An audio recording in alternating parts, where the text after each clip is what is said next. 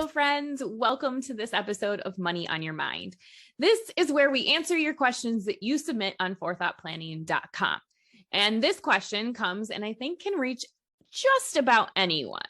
How do I even begin with a budget? You see, I see this with people in their 20s, 30s, 40s, 50s, 60s, 70s. The reality is that there are life events that might happen that trigger us to then manage our budgets that maybe we didn't have before. There are us just trying to have and establish a healthy relationship. There are marriages and divorces and things that require and babies and things that make our cash flow change. So how do we even get started?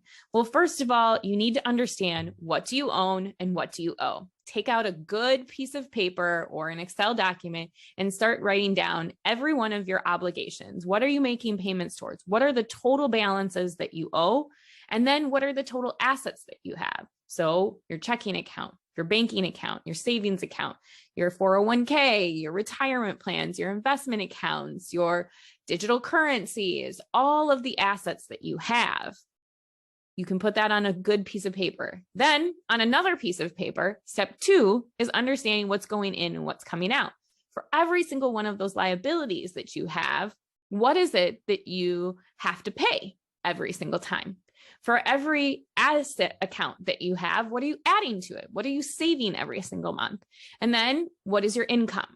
So assets, what are you adding? Savings, liabilities, what are your payments, and income. That's step 2.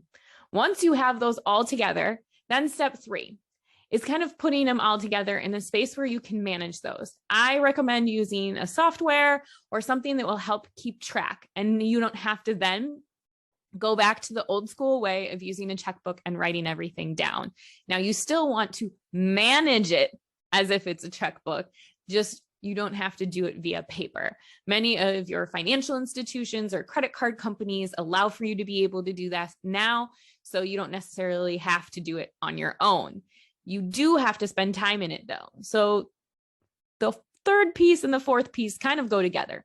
Dating your money. You have to spend time with it. Do you have a relationship out there that if you don't spend time with it, it's going to be okay? No, you need to spend time dating it.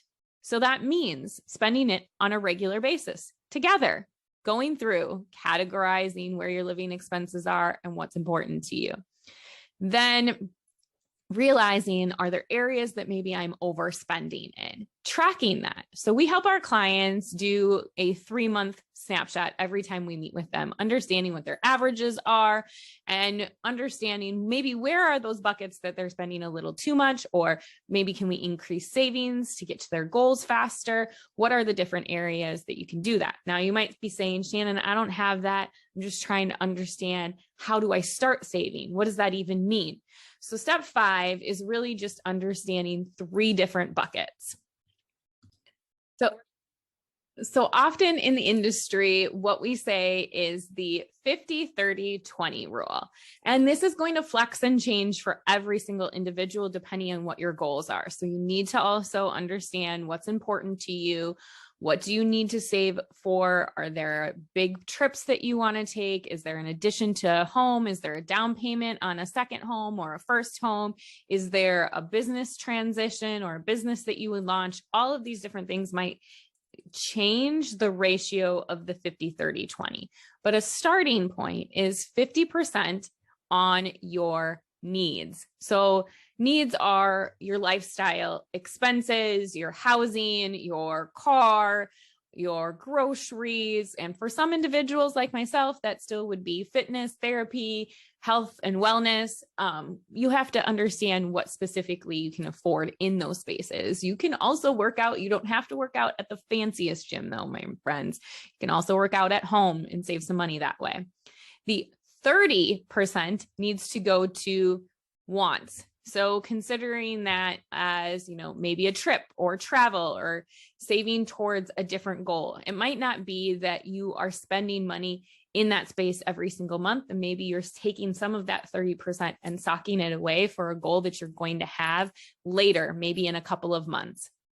The 20% is then going to be your long-term savings or your emergency fund, taking 20% and putting that away, putting that into account you're not going to borrow from. So in recap, you want to get out a good old piece of paper and calculate your net worth. What do you own? What do you owe? The next part, understand your cash flow. What goes in, what comes out? Where are you saving? Where are you spending? And where are you earning income?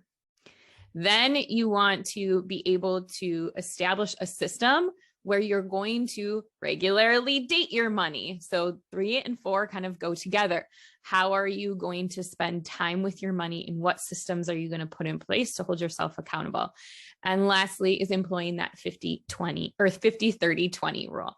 If you have a question that you would like us to answer on Money on Your Mind, simply go to forethoughtplanning.com, resources, and then Money on Your Mind.